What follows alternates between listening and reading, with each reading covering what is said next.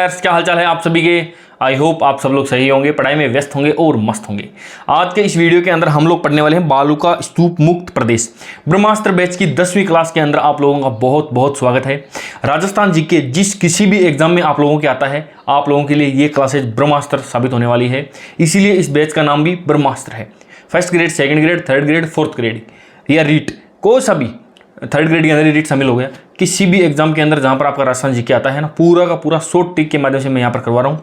आप लोगों ने यदि ये पहली बार ये क्लास देख रहे हैं तो इस क्लास को पूरा देखिए। शॉर्ट ट्रिक के माध्यम से एक एक चीज़ को मैं आपको दिखाऊंगा, विजुलाइज करवाऊंगा, याद करवाऊंगा, ये मेरी गारंटी है।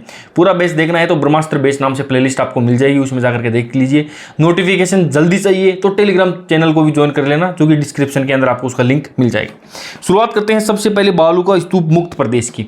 यानी देखो, बालूका स्तूप मुक्त प्रदेश की बात है, यानी यहाँ पर बालूका स्तूप नहीं है, बालूका स्तूपों से मुक्त है ये प्रदेश, ध्यान रखना। राजस्थान को हमने 4 हिस्सों के अंदर बांटा था, मरुस्थल के अंदर, अरावली पर्वत के अंदर, मैदान के अंदर और पठारी के अंदर। उसके बाद में ये जो मरुस्थलीय हिस्सा है इसको भी मैंने 2 हिस्सों में बांटा था, एक शुष्क वाला और एक अर्ध शुष्क वाला। शुष्क वाले को भी 2 हिस्सों में बांटा गया था, एक बालूका स्तूप युक्त और एक बालूका स्तूप मुक्त। थोड़ा सा जूम करके मैं दिखाता हूँ, एक बालूका स्तूप युक्त और एक बालूका स्तूप मुक्त प्रदेश। हमने क्या क्या पढ़ लिया? हमने सबसे पहले इसकी शुरुआत करी थी, उसके बाद में रेतीला शुष्क मरुस्थल की शुरुआत करी थी, उसके बाद में हमने बालूका स्तूप युक्त वाले को भी हमने ट्रिक्स के माध्यम से पढ़ लिया था। आज नंबर किसका है दोस्तों? आज नंबर है बालूका स्तूप मुक्त प्रदेश का। ठीक है, अब देखना जरा, ये क्षेत्र बालूका स्तूप मुक्त प्रदेश जो है, ये संपूर्ण इस शुष्क मैदान का कितना प्रतिशत है? मैंने पिछली वीडियो में इसके बारे में थोड़ा सा बताया था आपको। ये कितना था? ये मैंने बताया था 58.5%। ये मैंने बताया था 58.5%। और बचा हुआ जो है 41.5% हिस्सा क्या है? ये है बालूका स्तूप मुक्त प्रदेश है। हमारे दिमाग में एक सोच होती है, थिंकिंग होती है कि राजस्थान का ये जो पश्चिमी हिस्सा है ना, ये पूरा का पूरा यहाँ पर तो मरुस्थल ही मरुस्थल है। ऐसा नहीं है, ये बीच का जो हिस्सा आपको दिखाई दे रहा है ना, ये वाला एरिया, ये वाला, यहाँ पर मरुस्थल नहीं है, ये मरुस्थल या टिब्बों से मुक्त प्रदेश है। ये कौन कौन सा एरिया है यहाँ पर देखो, एक तो ये पोखरण आ जाता है, पोखरण जैसलमेर के अंदर है। एक बालोतरा आ गया, बालोतरा आ गया, ठीक है। थोड़ा बाड़मेर भी आ गया, थोड़ा बाड़मेर भी आ गया, और थोड़ा जो है वो फलोदी का एरिया भी आ गया। इस क्षेत्र के अंदर बालूका स्तूप नहीं है मित्रों। बालूका स्तूप जो है वो केवल और केवल इस एरिया के अंदर है। और यहाँ पर कुछ एक इंपॉर्टेंट चीज़ें हैं मरुस्थल के दृष्टि से, तो हम आज उन्हीं सारे की सारी चीज़ों को पढ़ने वाले हैं कि क्या क्या होता है। देखो, मरुस्थल के अंदर एक होती है पलाया झीलें। इन पलाया झीलों को, इनको क्या बोलते हैं? पलाया झीलें। अब देखो, रेगिस्तान के अंदर किसी भी आदमी के पास में वहाँ पर पानी नहीं है, पानी की कमी है। सबसे पहली बात तो रेगिस्तान का नाम लेते हैं अपने दिमाग में क्या आएगा? मरुस्थल ही मरुस्थल है, पानी की कमी है, पानी की कमी बहुत ज़्यादा है। तो उसके बीच में यदि कहीं पर किसी ने बोल दिया कि मेरे को पानी पिलाया, तो वो कहाँ से पिलाया? वो फिर पलाया से पिलाया। देखो मैं क्या बोल रहा हूँ ना, ये पलाया झील है। ये क्या होती है? रेगिस्तान के बीच में ये होती है। और रेगिस्तान के बीच के अंदर ये कहाँ पर होती है? रेगिस्तान के बीच में, रेगिस्तान के बीच में ये अस्थायी झील होती है, अस्थायी झीलें होती है, ये अस्थायी झीलें होती है। ये रेगिस्तान के बीच में क्या होती है? ये अस्थायी झीलें होती है। इधर मरुस्थल है, इधर मरुस्थल है, इसके बीच के अंदर ये है। वैसे पलाया का यदि देखा जाए ना, तो ये पलाया क्या है? स्पेनिश भाषा का शब्द है, ठीक है, स्पेनिश भाषा का शब्द है। और इसका मतलब क्या है? इसका मतलब यही है क्या कि उच्च भूमि से, उच्च भूमि से, इसका अर्थ क्या है? स्पेनिश भाषा का ये शब्द है उच्च भूमि से घिरा। घिरा कौन सा? निम्न भूमि, निम्न भूमि का क्षेत्र होता है, ठीक है। वैसे इसको पालीवाल ब्राह्मणों से भी जोड़ के देखा जाता है। ये पालीवाल से ये पलाया बना है। कुछ लोग क्या बोलते हैं? ये पालीवाल, पालीवाल से भी क्या बना है? ये पलाया बना है। कहने का मतलब ये है कि पलाया क्या है। यदि आपके क्वेश्चन आ जाए तो सीधा सीधा आपका आंसर क्या होगा? रेगिस्तान के बीच में अस्थायी बनने वाली पानी की जो झीलें हैं उनको क्या कहते हैं? हम लोग पलाया झीलें कहते हैं या पलाया कहते हैं। ये राजस्थान के अंदर क्या है? सर्वाधिक कहाँ पर बनती हैं? सीधी सीधी बात है, रेगिस्तान कहाँ पर है? पश्चिम के अंदर है। तो ये सर्वाधिक जो है ना वो बनती हैं पश्चिमी राजस्थान में। सर्वाधिक कहाँ बनती है दोस्तों? सर्वाधिक जो है वो बनती है पश्चिमी राजस्थान के अंदर बनती है। या फिर बात करते हैं किधर, उसको थार का मरुस्थल भी बोल देते हैं, थार का मरुस्थल भी बोल देते हैं। या फिर आप जैसलमेर बोल दो ना, एक ही बात है, जैसलमेर बोल दिया, ठीक है। पूरे भारत के अंदर सबसे ज़्यादा राजस्थान में बनती है। भारत में सर्वाधिक की यदि मैं बात करूँ ना, तो भारत में सर्वाधिक कहाँ पर बनती है, सर्वाधिक बनती है राजस्थान में। भारत में सर्वाधिक बनती है ये राजस्थान में, और राजस्थान में सर्वाधिक कहाँ पर बनती है, ये राजस्थान के पश्चिमी राजस्थान थार का मरुस्थल या जैसलमेर के अंदर ही बनती है। अब देखते हैं जरा, मरुस्थल के अंदर एक बार कोई आदमी गया, जाकर के क्या बोला कि भाई पानी पिलाया, तो कहाँ से पिलाया, पलाया से पिलाया, ठीक है, याद रह जाएगा ना, ट्रिक बन गई ना। पानी पिलाया, पलाया से पिलाया। अब ये अस्थायी झीलें हैं, परमानेंट तो रहती नहीं है, ये धीरे धीरे सूख जाती है, और सूख जाने के बाद में क्या बनता है ना, वहाँ पर बनता है रन या टाट। पानी तो सूख गया, अब वहाँ पर दलदली भूमि बनती है। उस दलदली भूमि को क्या बोलते हैं, ये दलदली भूमि है, और इसको क्या बोलेंगे, इसको बोलेंगे रन या टाट। सबसे ज़्यादा रन या टाट कहाँ पर है, ये सर्वाधिक है दोस्तों जैसलमेर के अंदर। ये सर्वाधिक कहाँ पर है, ये भी है जैसलमेर में, ठीक है। ये अस्थायी जिले या रन या टाट जो है ना, वो फेमस है। वो फेमस कहाँ पर है, जैसलमेर के हैं, सबसे ज़्यादा हैं। कितने, कौन कौन से हैं, देखो इनके नाम भी मैं आपको बताता हूँ। जैसे एक है कन्नौड़, ठीक है, दूसरा है झाकरी, कन्नौड़, झाकरी, बरमसर और पोखरण। ये कहाँ पर है, ये है जैसलमेर के अंदर, जैसलमेर में। उसके अलावा बात करता हूँ क्या, थोब जो है ना, थोब, वो कहाँ पर है, वो बाड़मेर में था पहले तो, और अब क्या है, वो बालोतरा के अंदर है थोब। इसको क्या बोलते हैं, थोब को बोलते हैं मरू जिला भी बोला जाता है, इसको मरू जिला भी इसी को बोला जाता है, ठीक है। थोब के बाद में बाप आ गया है। बाप कहाँ पर है, बाप है फलोदी के अंदर, ठीक है। ताल छापर है, ताल छापर कहाँ पर है, चूरू में। ये क्या है, ये प्रसिद्ध रन है। कौन कौन से, कन्नौड़, झाकरी, बरमसर, पोखरण, ये जैसलमेर के रन हैं। थोब जो है वो बालोतरा का रन है, बाप जो है वो फलोदी का है, और ताल छापर वो चूरू के अंदर रन प्रसिद्ध है, चूरू का रन प्रसिद्ध है। ये ताल छापर तो अपने को वैसे पता है, वहाँ पर अभ्यारण्य भी है। बाप फलोदी आ गया, थोब बालोतरा आ गया, ये थोड़ा सा इंपॉर्टेंट है, इसको देख लेना। यहाँ पर जो हमें इंपॉर्टेंट लगा देता हूँ, इंपॉर्टेंट थोड़ा सा लगा देता हूँ, क्योंकि ये मान लो अब ऑप्शन के अंदर वहाँ पर आपको बालोतरा नहीं मिलेगा ना, तो बाड़मेर मिलेगा, पक्का ध्यान रखना इस बात का। तो थोब कहाँ पर है, ये बालोतरा के अंदर है। ये क्या है, ये रन के प्रकार है, इनको क्या बोलते हैं, ये रन के प्रकार हैं, ठीक है। ये क्वेश्चन आया हुआ है दोस्तों, कौन सा, कि राजस्थान के अंदर सर्वाधिक रन कहाँ पर पाए जाते हैं, ये पाए जाते हैं सबसे ज़्यादा जैसलमेर के अंदर पाए जाते हैं। 2012 में ये क्वेश्चन आया हुआ है। अब बढ़ते हैं अपन आगे और नंबर 3 के ऊपर चलते हैं। देखो कंटिन्यू है, मान लो एक अस्थायी झील बनी हुई है समुद्र के अंदर, सॉरी मरुस्थल के अंदर, क्या बोलेंगे, पानी पिलाया, उसके अंदर इसका मतलब पानी है। पानी जब सूख गया थोड़ा थोड़ा, तो ये रन के जैसा हो गया, रन या टाट जिसको बोलते हैं। ये यहाँ पर दलदली भूमि है, और भी ज़्यादा सूख गया ना, तो फिर वहाँ पर बन जाता है खड़ीन। देखो क्या बोलते हैं इसको, ये पलाया क्षेत्रों का नम भाग है। ये क्या है, स्थित जो पलाया झीलें हैं ना, पलाया झीलें, झीलों का नम क्षेत्र, इसको क्या बोलते हैं, इसको बोलते हैं खड़ीन। ये सूखी हुई मिट्टी है, यहाँ पर कृषि की जाती है, ठीक है। खड़ीन के अंदर क्या किया जाता है, सर्वाधिक जो है, सर्वाधिक खड़ीन कृषि जो है ना, खड़ीन कृषि वो कहाँ पर की जाती है, वो की जाती है जैसलमेर में। और ये जो खड़ीन कृषि है, ये भी अपने आप में इम्पोर्टेंट है। ये कौन करता है और ये किस प्रकार की कृषि है, ये है एक सामुदायिक कृषि। ये सामुदायिक कृषि का जो है, सामुदायिक कृषि का उदाहरण है ये इसको प्रारंभ कब किया गया था, इसको प्रारंभ किया गया था 15वीं शताब्दी में, 15वीं शताब्दी के अंदर इसको प्रारंभ किया गया था। और किसने करा था, ये करा था पालीवाल ब्राह्मणों ने, पालीवाल ब्राह्मणों के नाम से ये प्रसिद्ध है। तो ये भी इंपॉर्टेंट है। अब तीनों के तीनों चीज़ों का आप कंटिन्यू याद रख लेना, इनको एक ही सीक्वेंस में लिख लेना। पानी का भरा हुआ है, पानी पिला सकते हैं, तो वो आ गया पलाया आ गया। पानी सूख गया, थोड़ी दलदली भूमि आ गई, तो वो रन या टाट, ठीक है। खड़ीन सूखी हुई है, वहाँ पर पलाया झीलों का ये नम क्षेत्र है, कृषि वहाँ पर की जा सकती है, सर्वाधिक जैसलमेर के अंदर ये तीनों ही जैसलमेर के अंदर ही आते हैं। अब बढ़ते हैं अपन आगे की ओर, और क्या, ये देखो ये उर्मिका किसको बोला जाता है, मरुस्थल के अंदर जो आपको लहरदार दिखाई देती है ना, देखो लहरदार छोटी छोटी परतें जो आपको दिखाई देती है ना, इसको देखो आप, ये देखो इसको थोड़ा सा, ये लहरदार जो परतें दिखाई दे रही है ना आपको समुद्र के मरुस्थल के अंदर, इन्हीं को क्या बोला जाता है? उर्मिका बोला जाता है। अब मैं इनको लिख देता हूँ यहाँ पर। उर्मिका किसको बोला जाता है? उर्मिका बोला जाता है बालू का स्तूपों पर, बालू का स्तूपों के ऊपर छोटी छोटी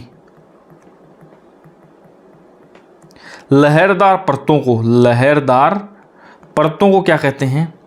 परतों को उर्मिका कहा जाता है। अब ये मैंने क्यों लिखवाया उर्मिका? क्योंकि ये क्वेश्चन पूछा गया है, ये क्वेश्चन भी आया हुआ है 2012 के अंदर आया गया है, ठीक है। ये वापस भी आ सकता है, रिपीट हो ही सकते हैं। चीज़ें इतना सा है, राजस्थान जी की इतना सा है, अब घुमा फिरा के क्वेश्चन वो वहीं से पूछता रहता है, तो अपने को पुरानी चीज़ें तो एक भी छोड़नी नहीं है जो कि पुराने पेपर्स के अंदर आई हुई है। और मैं हर एक चीज़ को यहाँ पर डाल रहा हूँ। MCQs के अंदर उन क्वेश्चंस को भी मैं डालूंगा जो सीरीज स्टार्ट करने वाले हैं अपन। तली या पोखर किसको कहते हैं? तली या पोखर किसको कहते हैं? देखो बालू का स्तूप है ना, बालू का स्तूप, ये बालू का स्तूप है, मान लो टीला है, ये टिब्बा है, ये बालू का स्तूप है, ये टिब्बा है बालू का, ठीक है।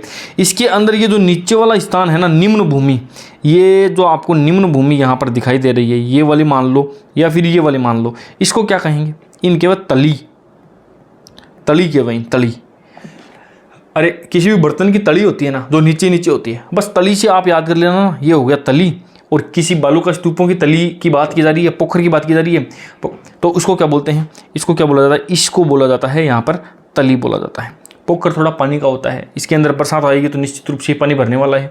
इसका नीचे नीचे वाला हिस्सा क्या है? इसी को बोलते हैं तली बोला जाता है, ठीक है। अब बढ़ते हैं अपन आगे, बालसन, ठीक है। अब बालसन बहुत ही ज़्यादा बढ़िया है। यहाँ पर क्या होता है? बालसन जो है क्या है? मरुस्थल का भाग है, पर्वतों और पहाड़ों के बीच में। मान लो इधर ये मरुस्थल है, क्या है ये है मरुस्थल, ठीक है। और इसके अंदर क्या है? इधर ये पर्वत भी हैं, सीधी सीधी बात है। उनके बीच में ये जल इकट्ठा होने के लिए, ये जल इकट्ठा होने के लिए क्या बन गया? झील बन गई है। मरुस्थल भी है, पर्वत भी है, और उनके बीच में जल भी इकट्ठा हो चुका है। इसको क्या बोलेंगे? इसको बोलेंगे बालसन। ये कैसा बन गया? ये देखने में कैसा है? मतलब इसको यदि मैं इधर से ऐसे बंद कर दूं तो ये एक मटके के जैसा दिखाई देता है ना, मटके के जैसा, मटके के जैसा दिखाई देता है। मटके को अपनी लोकल लैंग्वेज में क्या बोलते हैं? बासन बोल रहे हैं, बासन के बासन है कोनी, तो वो देखो बासन, बासन। ये ट्रिक है, ट्रिक के लिए मैं बता रहा हूँ, दिमाग में आ जाएगा क्या होता है। एक तो मरुस्थली इलाका होगा, दूसरी दो तरफ ये पर्वत होंगे और बीच के अंदर ये पानी इकट्ठा होगा। मरुस्थल का वह भाग जो पर्वतों और चट्टानों से घिरा हुआ है और उसके मध्य में जल इकट्ठा होने के लिए जो झीलें या जो बेसिन बनी हुई है उनको क्या कहते हैं? बालसन कहते हैं। और इस बालसन का जो एक एग्जाम्पल है ना, एग्जाम्पल इसका क्या है? इसका है सांबर झील। सांबर झील आपको दिखाई दे जाएगी, सांबर झील आपको दिखाई दे जाएगी। ये इसी का एग्जाम्पल है। दोनों तरफ पर्वत है, मरुस्थल के अंदर है, बीच में पानी इकट्ठा हो रखा है। अब बढ़ते हैं अपन आगे, नेक्स्ट क्या है? मरहो। मरहो किसको कहते हैं दोस्तों? मरहो कहते हैं तली या पोखर के सूख जाने के बाद में, है ना, तली या पोखर के जल जो सूख जाता है ना, जल सूख जाने के बाद, सूख जाने के बाद जो है उपजाऊ मिट्टी जो होती है ना, उपजाऊ मिट्टी, उसको क्या कहते हैं? मरहो कहा जाता है। जो बच गया ना समुद्र तली, इसका देखो पोखर का पानी बिल्कुल सूख गया, वो तो मर ही चुका है। मरने के बाद में क्या बचता है? नीचे उपजाऊ मिट्टी बचती है, तो उसको क्या बोलते हैं? उसको बोला जाता है मरहो, ठीक है। ये आ गया। अब बढ़ते हैं नंबर 8 की तरफ। नाडी क्या होती है? गांव के बाहरली साइड में नाडी हुए। पश्चिमी राजस्थान क्यों? अपने मध्य राजस्थान मान लो, या फिर जो है दक्षिणी राजस्थान। दक्षिण राजस्थान के अंदर तो नहीं होगी, मुख्यतः नागौर वाला जो हिस्सा है वहाँ पर गांव के बाहर एक पानी इकट्ठो करने के लिए एक मिट्टी के अंदर ही एक गहरा गड्ढा होता है, वहाँ पर पानी इकट्ठा हो जाता है, उसको बोलते हैं नाडी या नाडा बोल रहे हैं। हमारे गांव के अंदर मतलब अभी क्या है, वर्तमान के अंदर ये पानी बिल्कुल सूख जाता है, तो उसको नरेगा के कार्य वहीं पर चलते हैं, उसको खोदा जाता है पानी जल संरक्षण के लिए। गांव के बाहर, गांव के बाहर क्या होता है? गांव के बाहर जो है वो जल सिंचित करने के लिए, जल सिंचित करने के लिए पोखर का निर्माण किया जाता है, ठीक है। पोखर का निर्माण किया जाता है। इन नाडी भी क्या है? ये नाड़ी नहीं है, नाड़ी नहीं है, ध्यान रखना। नाड़ी तो हाथ की होती है, ये नाडी है, इसको बोला जाता है नाडी। नाडा थोड़ा अगर आकार में थोड़ा सा बड़ा हो गया ना तो बिन के बोलते हैं, उसको बोला जाता है नाडा बोल देते हैं, उसको नाडी बोल देते हैं। उसको छोटी है तो नाडी, बड़ा है तो नाडा। होता क्या है, इसको कोई बनाया नहीं जाता, ये प्राकृतिक रूप से बारिश जब इकट्ठी हो जाती है तो वहाँ पर बन जाता था। वर्तमान में क्या है, राज्य सरकार या केंद्र सरकार जो अपने नरेगा वाले कार्य कर्मचारी हैं तो उस नाडियों को थोड़ा सा और ज़्यादा गहरा करने के लिए, ताकि बारिश जब होगी तो वहाँ पर ज़्यादा पानी इकट्ठा होगा और फिर गाँव वाले उसको यूज में ले सकेंगे। लेकिन पश्चिमी राजस्थान का सिस्टम अपना ये है कि आप कितनी भी गहरी बना लो ना, पानी कितना भी इकट्ठा कर लो, वो जल्दी से जल्दी सूख ही जाता है। बालू मिट्टी है, वो पानी नीचे चला ही जाता है, भूगर्भ के अंदर सूख जाता है। वो तापमान इतना ज़्यादा है, कुछ वाष्पीकृत हो जाता है और कुछ ज़मीन के अंदर चला जाता है। तो मैक्सिमम टाइम जब भी आप इन नाडियों को देखोगे ना, किसी भी गाँव के बाहर जाके सूखी मिलती है। मेरे को आज तक ऐसी कोई भरी हुई नहीं मिलती है। जिस किसी नाडी के अंदर कोई थोड़ा बहुत पानी है तो वो गाँव वाले ट्यूबवेल से उसके अंदर डालते हैं, लेकिन उसका कोई सेंस नहीं बनता है। मेरे गाँव के अंदर जो नाडी है उसके अंदर क्या करते हैं, हमने ट्यूबवेल बनवा रखी है गांव वालों ने सामूहिक रूप से। अब उससे पानी निकाला करके और उस नाडी के अंदर डाला जाता है, लेकिन वो फिर ज़मीन के अंदर चला जाता है। पशुओं को पिलाने के लिए उसमें डालते थे। अब आजकल पशु वशु भी इतने कम ही रखते हैं, ठीक है, रखते हैं तो अपने घर के अंदर ही व्यवस्था रखते हैं। तो ये व्यवस्था है। हालांकि इसके अंदर पानी डालने के पीछे हमारे यहाँ धार्मिक मान्यता भी है कि उस तालाब को कभी भी सूखा नहीं रखते। अब कितना क्या सही है या क्या गलत है वो देखा जाता है। बाकी मैक्सिमम जगह के ऊपर ये नाडियाँ सूखी मिलेगी आपको।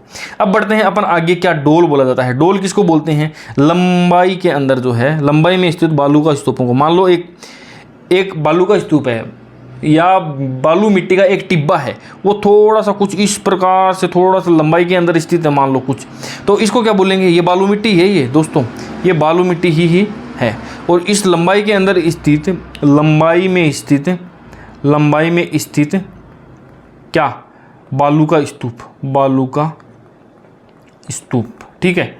इसको क्या बोलते हैं, इसको बोला जाता है डोल बोला जाता है। अब आज का सबसे इंपॉर्टेंट और सबसे लास्ट क्या बोलते हैं, जिसको बोला जाता है लाठी सीरीज क्षेत्र। इंपॉर्टेंट लगा देता हूं मैं यहाँ पर, 100% यहाँ से क्वेश्चन आता है। फेवरेट है ये एग्जामिनर का, न जाने कितनी बार यहाँ से क्वेश्चन पूछा गया है। लाठी सीरीज क्षेत्र क्या है, देखो बोला ये है कि पाकिस्तान अपना प्यारा राजस्थान है, ये यहाँ पर है, ठीक है। इसके अंदर ये जो है पाकिस्तान के सारे ये लाठी है, ये लाठी सीरीज है और इधर डांग है, ध्यान रखना, ये डांग क्षेत्र है इधर करौली वाला, और ये इधर क्या है, करौली सोया मधुपुर वाला, ये डांग क्षेत्र है और इधर लाठी है। राजस्थान को दोनों तरफ से प्रोटेक्ट कर रखा है, एक तरफ कर रखा है लाठी ने और एक तरफ कर रखा है डांग ने।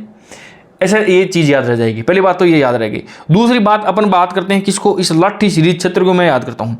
ये पाकिस्तान के सहारे राजस्थान के जो जैसलमेर है ना, जैसलमेर के अंदर कहाँ पर है, ये मोहनगढ़ से पोखरण तक क्या है, अवसादी चट्टानों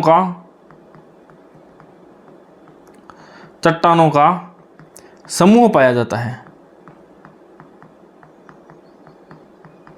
और इसके अंदर मीठा पानी है, पानी इसके अंदर पाया जाता है। ये क्या है, ये क्वेश्चन आया हुआ है कि जो है लाठी सीरीज क्षेत्र है, मोहनगढ़ से पोखरण के मध्य अवसादी चट्टानों का समूह है, ठीक है। एक चीज़ तो ये है। दूसरी बात ये है कि यदि मैं बात करता हूँ यहाँ पर इसकी लंबाई और चौड़ाई, तो ये 80 किलोमीटर तो लंबी है, 80 किलोमीटर तो लंबी है, ठीक है, और 60 किलोमीटर जो है ये चौड़ाई के अंदर आपको दिखाई दे जाएगी, ठीक है।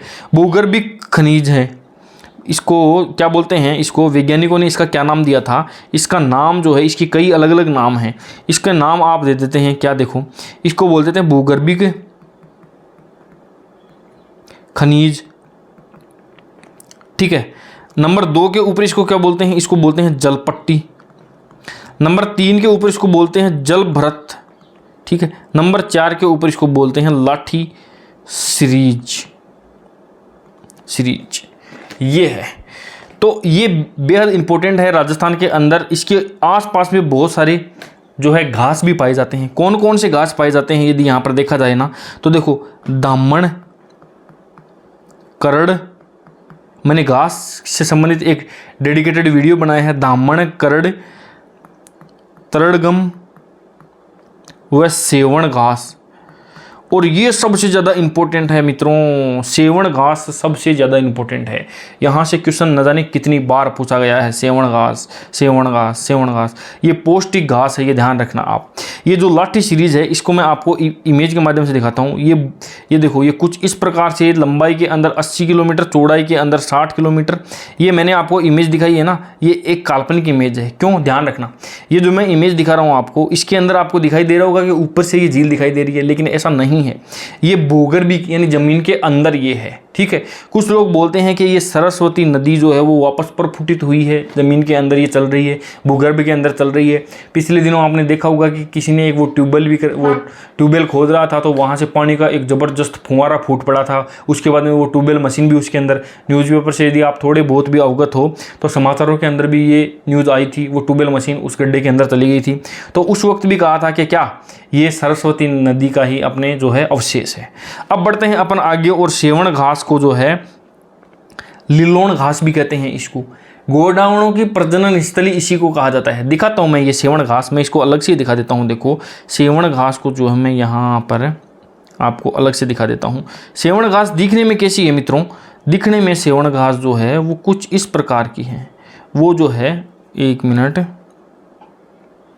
सेवण घास दिखने में कैसी है, ज़रा रुकिए आप, ये काम क्यों नहीं कर रहा।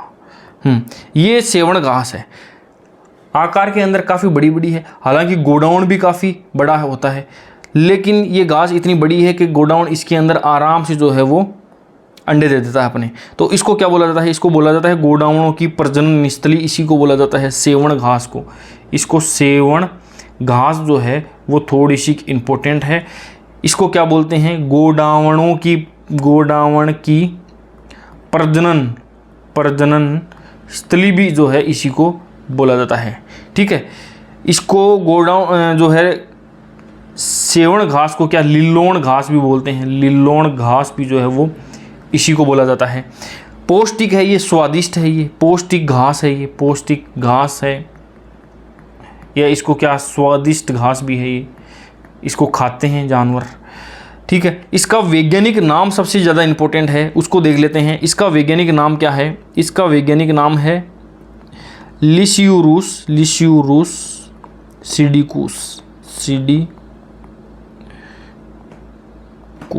ये है, ठीक है। ये कहाँ पर पाई जाती है, ये पाई जाती है मित्रों जैसलमेर के अंदर पाई जाती है। बात जब जैसलमेर की हो रही है तो ये जैसलमेर के अंदर ही पाई जाती है। क्वेश्चन पूछा गया था कि सेवण घास राजस्थान में कहाँ पर पाई जाती है, जैसलमेर में पाई जाती है। गोडावणों की प्रजनन स्थिति कहा जाता है किसको, सेवण घास को कहा जाता है, ठीक है। अब बढ़ते हैं अपन आगे की ओर और देखते हैं क्या राजस्थान के अंदर कुछ एक इस प्रकार की परंपरागत विधियां हैं जहां से हम लोग जल का संरक्षण कर सकते हैं। राजस्थान के अंदर जल की मात्रा, पानी की मात्रा कम है अन्य राज्यों के तुलना में देखा जाए तो यहाँ पर हमको अलग अलग तरीके की ट्रिक्स लगानी पड़ती है कि हम लोग पानी को किस प्रकार से बचा सकें, ठीक है, ध्यान रखना। अब उनके अंदर ही कुछ ये नाडी आ गई है। नाडी ये क्या है, ये जल संरक्षण करने के लिए ही थी। हालांकि जल संरक्षण होता नहीं है, होता है या नहीं होता है वो बाद की बात है, सूखी पड़ी हुई रहती है ये। लेकिन इसको बोलते क्या है, गांव के बाहर ग्रामवासियों की आवश्यकताओं की पूर्ति करने के लिए, एक जल को संग्रहण करने के लिए एक छोटे तालाब नुमा एक आकृति बनाई जाती है। उसको क्या बोलते हैं, उसको बोला जाता है मित्रों नाडी। अगर यही नाडी थोड़ा सा बड़ा हो जाता है तो उसको बोला जाता है आकार में टोबा, ठीक है। अब मैंने थोड़ी देर पहले बताया था कि नाडी और नाडा बोला जाता है। ये नाडा किसको बोलेंगे, क्या टोबा बोलेंगे, नहीं, ये नाडी से थोड़ा सा बड़ा होता है और इस टोबा से थोड़ा सा छोटा होता है। नाडी को ही नाडा बोल देते हैं, ठीक है। खड़ीन मैंने अभी अभी बता दिया था। बावड़ियाँ आपने देखी होगी, बावड़ियाँ कहाँ की प्रसिद्ध है, बावड़ियाँ हैं बूंदी की प्रसिद्ध है, बावड़ियों का शहर बूंदी की बावड़ियाँ प्रसिद्ध है। ये भी एक तरीके का जल संरक्षण की ही एक विधि है। सीढ़ी नुमा इस प्रकार से जो है सीढ़ियाँ, आप फिल्मों में देखोगे ना, आप बावड़ियाँ मिलेगी आपको, राजस्थान की फेमस बावड़ियाँ। इस प्रकार से सीढ़ियों को जो है आप सीढ़ियों के थ्रू धीरे धीरे हम लोग नीचे की ओर जाते हैं, वहाँ से पानी लेते हैं और वापस ऊपर आते हैं। सीढ़ियाँ इतनी ज़्यादा होती है कि जिस पगडंडे से आप लोग नीचे उतरते हो उस पगडंडे से वापस आना बड़ा मुश्किल होता है, आप दूसरा ही रास्ता पकड़ करके वापस ऊपर आते हो। सीढ़ियाँ ही सीढ़ियों की भरमार होती है। आप एक बार सर्च जरूर करना, बूंदी की बावड़ियाँ, गूगल पे सर्च करना, मज़ा आएगा आपको उनको देख के। अब देखो टांका, कुंडी या कुंड, ये थोड़ा सा इंपॉर्टेंट है। टांका क्या होता है या कुंड क्या होता है? राजस्थान के अंदर टांका, कुंड या कुंडी, पहली बात तो बरसात बहुत कम होती है। दूसरी बात, अब बरसात जब होती है ना तो वो एकदम शुद्ध पानी, पालरा पानी जिसको बोलते हैं ना, वो होता है एकदम प्योर। पहली बरसात के पानी को तो हम लोग हटा देते हैं क्योंकि वो उसके अंदर एसिड होता है, थोड़ा सा शामिल होता है, अम्लीय पानी होता है, तो उसको हटा करके बाद में जो पानी बचता है उसको हम लोग इसके अंदर टांका या कुंड के अंदर हम लोग उसको इकट्ठा करते हैं। अब ये बनाया कैसे जाता है मैं आपको बताता हूँ, देखना जरा। मान लो जो है इस प्रकार से एक कुआं हमने बनाया, ठीक है, कुएं बना दी गहराई के अंदर, भाई 20 फुट या 30 फुट का गहरा और इतना चौड़ाई के अंदर, काफ़ी अच्छा बना दिया। उसके बाहर हमने इतना सारा एरिया और जो है वो सीमेंटेड कर दिया, सीमेंट से एक पत्थर के जैसा बना दिया और थोड़ा सा ऐसे ढाल लेते हुए, यानी यहाँ पर जो है वो ढाल लेते हुए सारा का सारा पानी, यानी इतनी दूर में जो बारिश होगी ना वो सारा का सारा पानी आकर के इधर इकट्ठा हो जाएगा, यहाँ पर इकट्ठा हो जाएगा। समझ में आई ना बात? नहीं समझ में आई तो मैं आपको दिखाता हूँ, इमेज से देखो आप, अब आएगा समझ में। ये बीच के अंदर ये आपको कुआं दिखाई दे रहा होगा, ठीक है। ये बाहर एक बाउंड्री बनाई गई है ताकि कोई पशु पक्षी इसके अंदर, पक्षी तो जा सकता है लेकिन कोई पशु वगैरह नहीं जाए, ठीक है। पानी, क्योंकि इधर फिर वो पानी को वो दूषित कर देगा। क्यों? क्योंकि बारिश जब ऊपर से यहाँ पर गिरेगी ना, इसके अंदर गिरेगी, तो वो सारी की सारी इसके अंदर जा करके, ये देखो ये छोटे छोटे आपको छेद दिखाई देंगे, ये इस इमेज के अंदर देखो आप, ये यहाँ पर, ये यहाँ का पानी, बारिश का पानी जितना भी है वो सारा का सारा इसके अंदर जा करके इकट्ठा हो जाएगा। पहली बरसात का पानी है उसको बाहर निकाल देते हैं, जब छत के ऊपर बारिश होती है तो उसको बाहर निकालने की व्यवस्था करते हैं, यानी इनको बंद रखते हैं और साइड से उसको बाहर निकाल दिया। दूसरी बारिश जब होती है उसको जो है यहाँ पर पानी को इसके अंदर संचित कर दिया जाता है, एकदम आरओ के जैसा प्योर वाटर होता है वो। जिस व्यक्ति ने ये पालरा पानी पीने की लत लग जाती है ना, फिर वो ये सामान्य नल का पानी तो वो कभी पीता ही नहीं, उसको अच्छा नहीं लगता है। पश्चिमी राजस्थान के अंदर विशेषतया चूरू, झुंझुनू, शेखावाटी का एरिया मान लो आप, जैसलमेर, बीकानेर मान लो, यानी जोधपुर मान लो, वर्तमान के अंदर तो जहाँ जहाँ पर पानी की थोड़ी सी बरसात, पूरे राजस्थान के अंदर ही मान लो आप, यदि छोड़ दिया जाए, कौन सा, कोटा, बूंदीवाड़ा, झालावाड़, जहाँ पर बारिश बहुत ज़्यादा होती है उस एरिया को छोड़ दिया जाए, तो पूरे के पूरे पश्चिमी राजस्थान के अंदर इस प्रकार के कुंड जो है वो सरकार द्वारा बनवाए जाते हैं। सरकार ने एक सिस्टम और भी लगाया है कि जितने भी सरकारी भवन जो वर्तमान में बनाए जा रहे हैं ना, उनको इस प्रकार से देखो आप, ये मान लो ये सरकारी भवन सरकार ने बनाया, अब इसकी छत के ऊपर जितना भी जो पानी इकट्ठा होगा ना, करते क्या है, यहाँ से जैसे 1-2 ये पाइप लेते हैं और इसको इसके अंदर ला करके छोड़ देंगे। एक होता है क्या, एक अलग से पाइप निकाला हुआ रहता है, वो पाइप किधर, वो बाहर ही, यानी बाहर मैदान के अंदर उसको छोड़ दिया जाता है।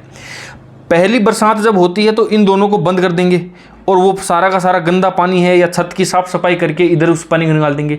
दूसरी बारिश जब होगी इसको बंद करके वो सारा का सारा पानी यहाँ पर इकट्ठा कर लेंगे और फिर उसको साल भर तक यूज में लेंगे। छत के ऊपर चप्पल पहन के जाने नहीं देते हैं। मेरे कई जो है मित्र हैं, दोस्त हैं, मैं जाता हूँ उनके छत के ऊपर तो वो बोलते हैं चप्पल निकाल दे बाहर। मैं क्यों भाई? बोले हम लोग इस पानी को पीते हैं, यूज लेते हैं। थोड़ी बहुत मिट्टी वगैरह की जो गंदगी होती है वो पानी के अंदर नीचे जम जाती है। बाकी बेहद ही शानदार और कारगर तरीका है ये किसका, ये जल संरक्षण की विधियों का। कुएं जो है ये भी उसी प्रकार का है, थोड़ा सा गहराई के अंदर हम जमीन के अंदर इसको बनाते हैं। तो ये 6 विधियां हैं किस प्रकार की जल संरक्षण की विधियां हैं राजस्थान के अंदर, बेहद जो है वो पॉपुलर हैं। सबसे ज़्यादा मेरे को लगता है पॉपुलर यही होगी, कुंडी या कुंड। कौन कौन कहाँ तक ये वीडियो पहुंची है और कौन कौन लोग हैं जो कि ये कुंड या टांके का पानी पी रहे हैं अभी, कमेंट बॉक्स के अंदर मुझे ज़रूर बताना ताकि पता लगे कि आप किस ज़िले से हो और कौन सा, आप क्या ये पार्लर पानी ही पी रहे हो क्या। ठीक है दोस्तों, बाकी वीडियो कैसा लगा है कमेंट जरूर कर देना। पहली बार चैनल के ऊपर विजिट कर रहे हैं तो चैनल को सब्सक्राइब भी कर लेना। अब देखो नेक्स्ट वीडियो के अंदर अपन कहाँ चलने वाले हैं। अब अपन ने क्या पढ़ लिया, इसको अपन ने स्टार्ट करा था, ये सारा का सारा हमने पढ़ लिया। अब अगले वीडियो के अंदर ये पूरा का पूरा पोर्शन हम लोग समाप्त कर देंगे। उसके बाद में अपन अरावली की ओर चलेंगे। धीरे धीरे सारी की सारी चोटियाँ आपको ट्रिक के माध्यम से मैं याद करवा दूंगा। ठीक है दोस्तों, वीडियो कैसा लगा है कमेंट करके जरूर बता देना। बाकी मिलते हैं किसी नए वीडियो में किसी नए टॉपिक के साथ, तब तक के लिए बाय बाय, टेक केयर।